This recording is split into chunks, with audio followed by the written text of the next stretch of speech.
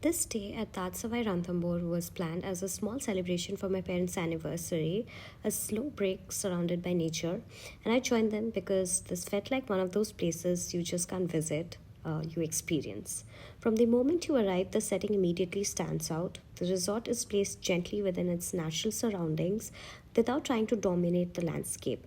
Everything here is intentionally low rise, mostly ground plus one and at max two. Because of that, nothing ever feels towering or imposing, and the forest, open sky, and the quiet remain the main characters. As you move through the property, you begin to notice how thoughtfully it has been planned. The buildings sit comfortably within the terrain, and the scale always feels human. The materials used across the resort add to that feeling. You'll see earthy colors, stone textures, muted finishes, and natural tones that feel rooted to the region. This is the bedroom of my parents. The architecture doesn't try to stand out, it just blends in. Everything feels very warm and connected to the place. The highlight of the room was this open to sky bathtub, bringing in light, air, and a sense of outdoors while still feeling intimate and luxurious.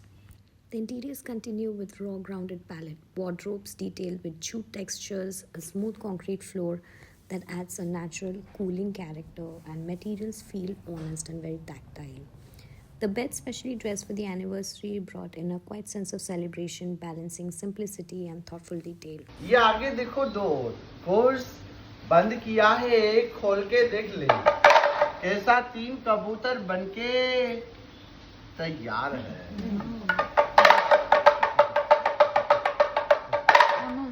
ये देखो Evenings are especially beautiful. High tea is served in the lawns with the fading light and open sky, creating a relaxed atmosphere.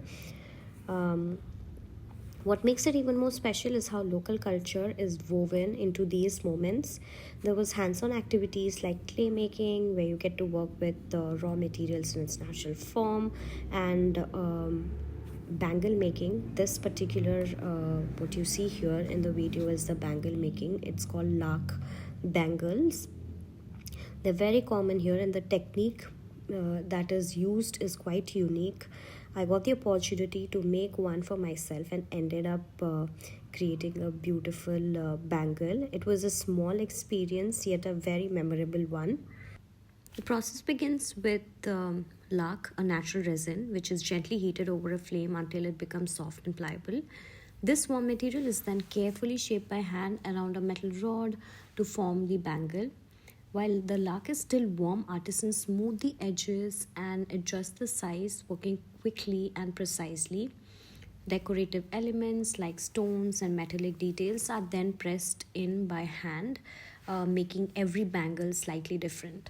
I even got to try making one for myself. While it looks simple, it takes real skill to get it right. And in the end, it's very special because it isn't jewelry, it's a memory which is now quietly sitting on my wrist. I also tried my hands at clay making, and of course, I ended up sculpting a tiger. I named her Machli after Ranthambore's most iconic tiger. She may be made of clay and not nearly as fierce, but it felt like a small tribute to the legend of this forest. Evenings in the resort are also filled with music. This performance was a special dedication by the troupe to my mom.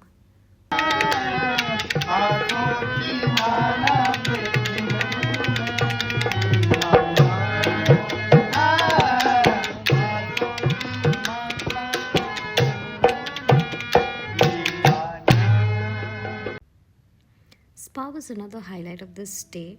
It continues the same calm, grounded feeling with soft lighting, natural textures, and very soothing atmosphere. After long walks around the property or days spent outdoors, spa feels like the quiet retreat within a retreat.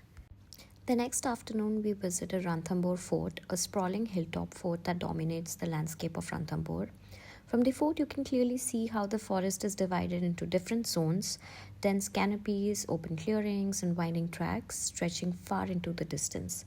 The fort itself is layered with history, with old gates, temples, wish wells, and large water bodies, and once sustained entire community and wildlife.